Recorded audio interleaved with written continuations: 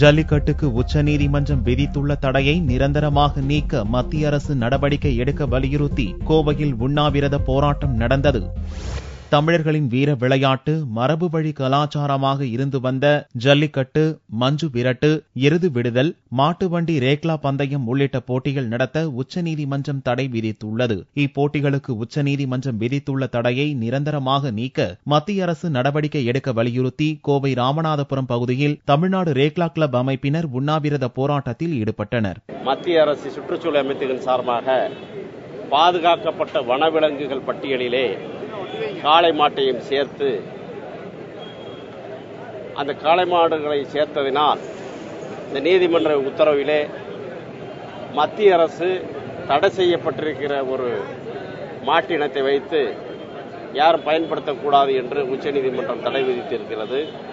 அந்த பாதுகாக்கப்பட்ட வனவிலங்குகள் பட்டியலிலிருந்து அந்த காளை மாட்டினை நீக்கித்தர வேண்டும் என்று மத்திய அரசை வலியுறுத்தியும் ஜல்லிக்கட்டு பேரவையும் தமிழ்நாடு ரேக்லா மாட்டு வண்டி பந்தயத்தின் உரிமையாளர்களும் சேர்ந்து இந்த மாபெரும் உண்ணாவிரத போராட்டத்தை நடத்தி கொண்டிருக்கிறோம். இப்போராட்டத்தில் ஜல்லிக்கட்டு பேரவை, மஞ்சு விரட்டு, மாட்டு வண்டி, ரேக்லா பந்தய ஆர்வலர்கள் மற்றும் அரசியல் கட்சியினர் கலந்து கொண்டனர்.